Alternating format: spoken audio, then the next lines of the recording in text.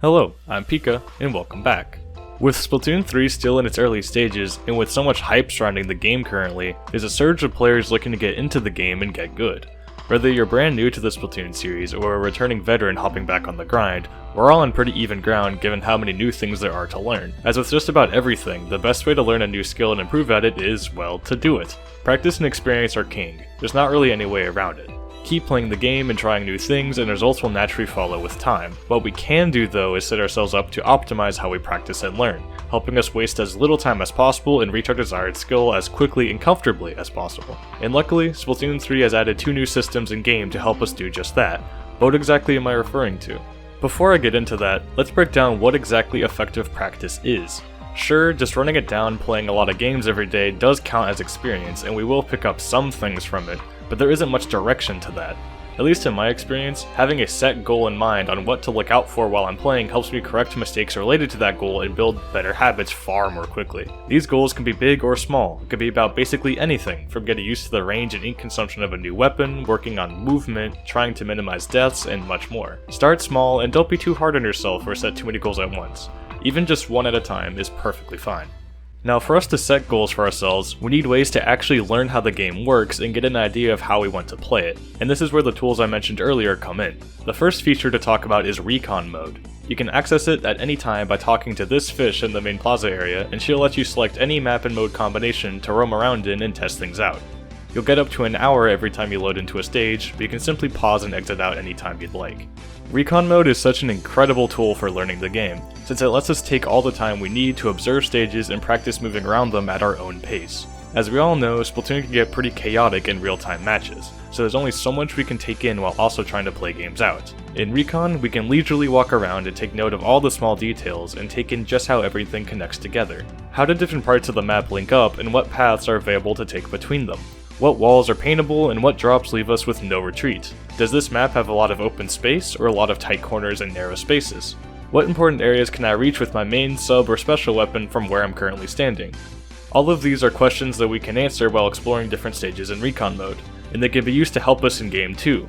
For example, knowing what flank options you or your opponents can take lets you know what to be prepared for and what areas to be most cautious of when you're playing on those stages. Being familiar with stage layouts and geometry can also help us decide what weapons we want to play. That large and open stage could be a great opportunity to pull out a charger or some other long-range weapon, since our opponents don't have much cover to hide behind.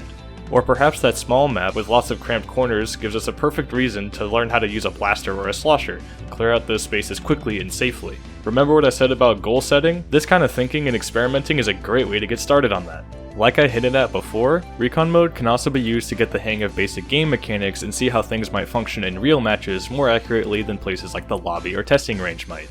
You can try swimming and jumping around on actual stages and imagine when you might use different forms of movement tricks or routes in your games.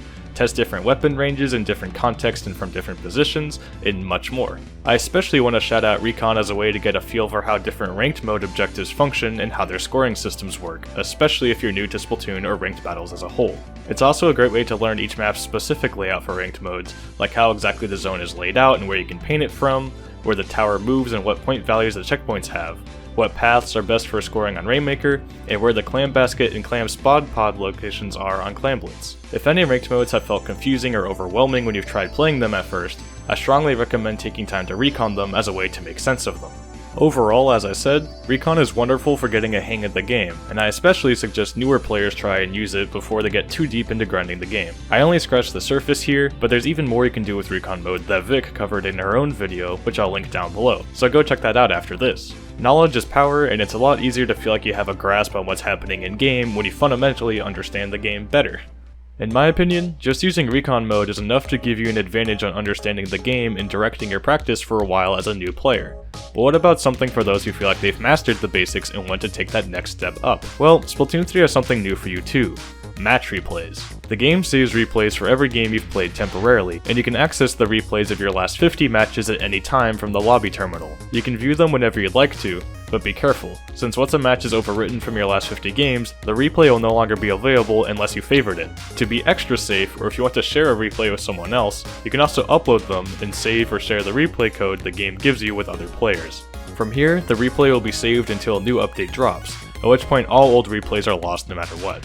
That's cool, but what can we do with these replays? It's easy to underestimate the value of being able to watch back your own gameplay.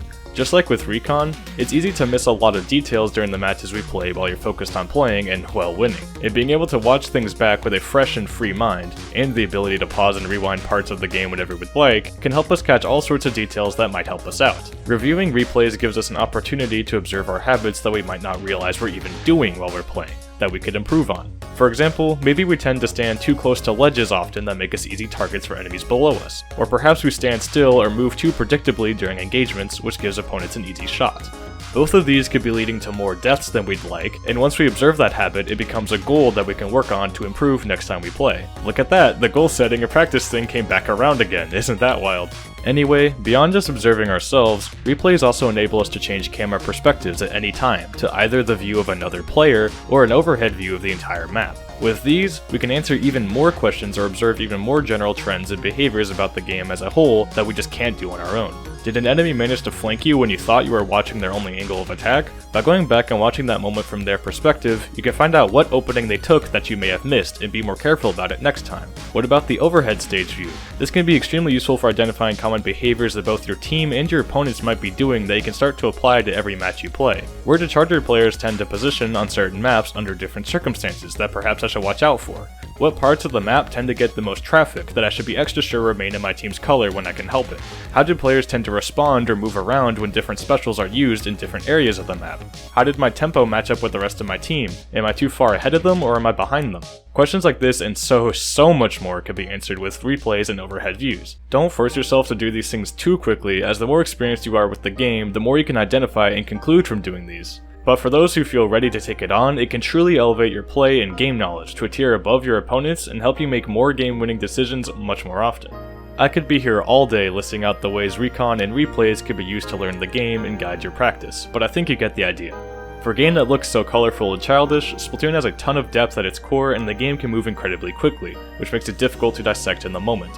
Thankfully, it's with tools like these that we can slow and break it all down and develop our understanding far more quickly and confidently than we could otherwise. If you haven't given these features a try yet, I hope this inspired you to do so. If you had tried them and you feel stuck, or if you'd like an extra perspective, then check out my Medify page below, where I offer coaching to help you identify your weaknesses and improve your gameplay via the same methods we just discussed here, linked down below.